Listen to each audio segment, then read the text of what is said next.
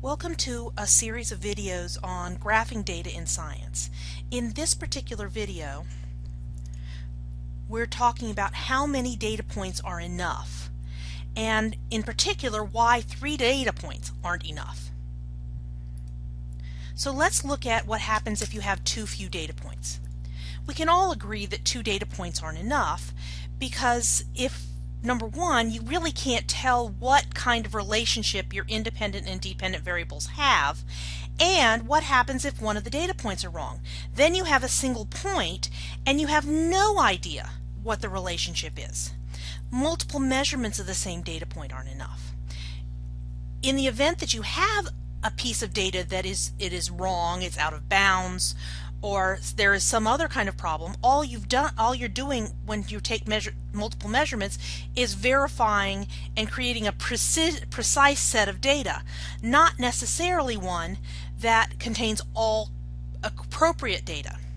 Now, even with multiple measurements, not all data points are enough, and indefinitely not 3.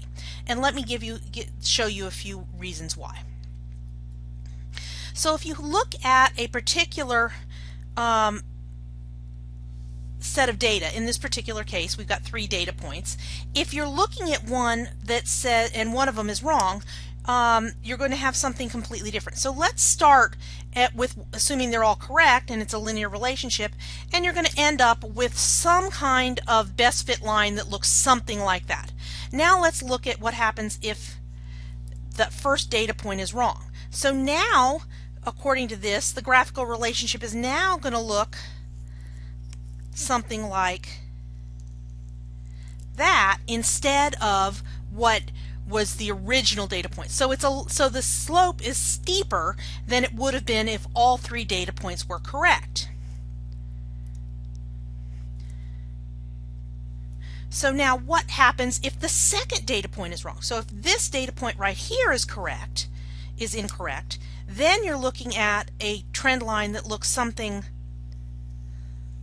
like that. So then you have what would be considered a flatter slope, and not one that would be slightly off of what would have been correct if all 3 data points were the same.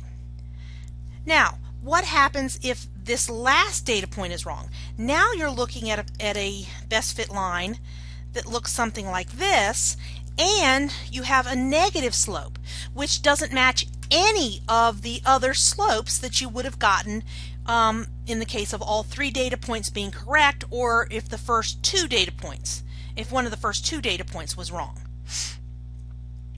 Now, what happens if the data is correct? All right, so first thing, given the look of those 3 data points, it looks like a linear trend line that's going to look something like that. Of course, it would probably go through the data points, so that's a linear trend line. But remember, there are 6 different types of trend lines. So this could also be a root trend line. So it would take a shape something like that. And it could also be a very, very flat parabolic trend line. So for 3 data points, you actually have 3 possible graphical relationships.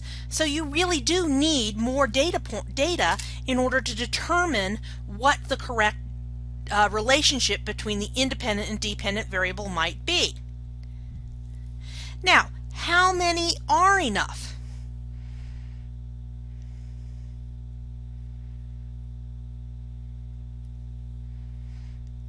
All right, conventional wisdom says 6 data points. Make sure you have enough to define the curve. Whether it's 6 or 8 or 10, it doesn't really matter, but you have to have a broad spread of data that you've collected. If you graph it and you can't tell the difference between 2 relationships based on the r-squared value, then you probably have to go back and get more data. So that means you don't want to take down your lab equipment until you've verified the relationship. So in review, you definitely want to take multiple measurements of each data point.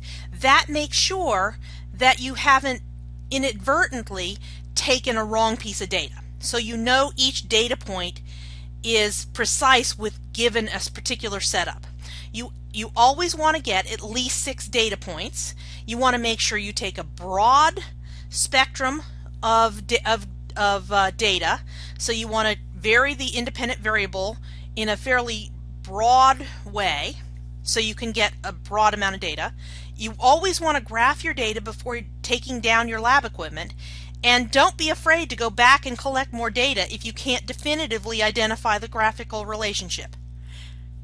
And those are the reasons why 3 data points aren't enough, and sort of some hints and tricks about making sure you get enough data when it comes to determining graphical relationships.